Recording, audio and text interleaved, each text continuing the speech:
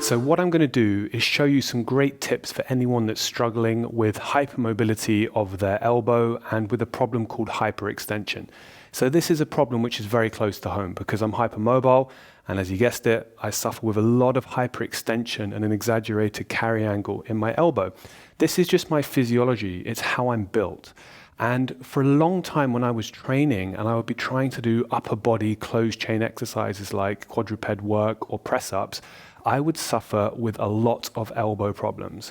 And it's because, without realizing it, my body's natural way to manage force was to actually try to compress my elbow joint so it could actually go to a locked position because that's where it was strongest. But there was also the side effect of that caused a lot of irritation into my elbow joint, which then put me off training. So I'll just demonstrate what this is.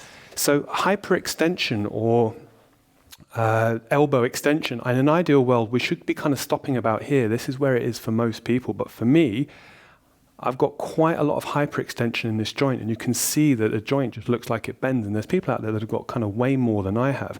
And what that means is that my body is trying to extend or hyperextend, going past terminal extension to get to a point where it fixes.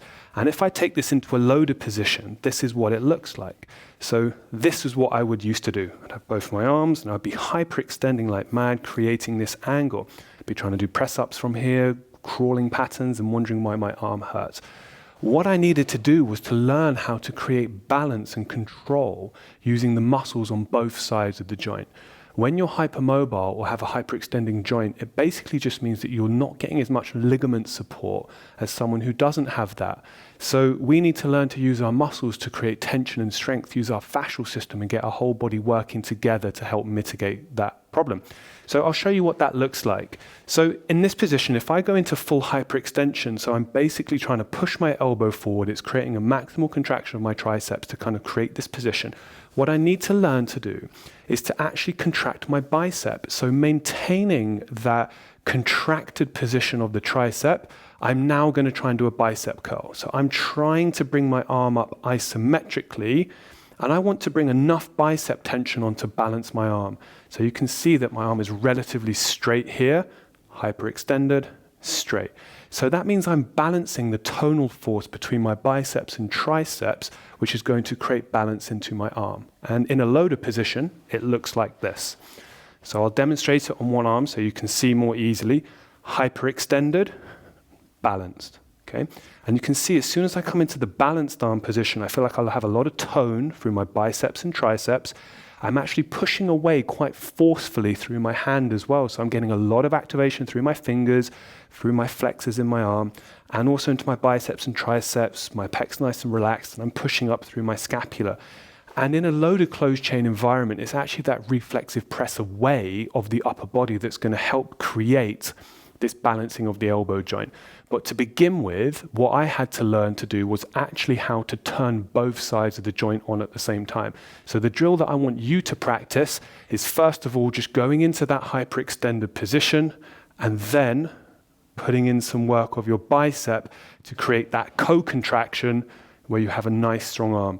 And what you want to do is if I co-contract too much, I've now come away from the straight lockout position or the straight arm position, because for us lockout is a little bit more than straight. And we don't want to be here. We want to try to spend some time figuring out where straight is. So again, once you've learnt how to hyperextend, contract your bicep, come back to a neutral position, and you feel that you can turn that on quite easily, you want to carry it into the closed chain loading.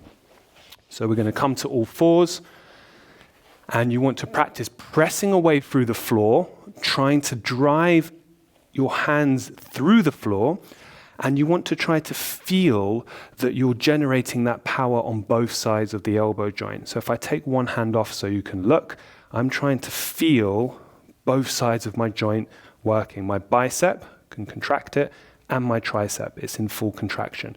I'm avoiding pushing forward and pushing up. This is something that needs to get reflexive into your system. So when I put my hand down on the floor now, I don't just press and lock. I hit the floor and I press and load. Okay? It takes a bit of time to learn that, but the first step that needs to go into your system is actually being able to co-contract the biceps and the triceps to help stabilize your arm.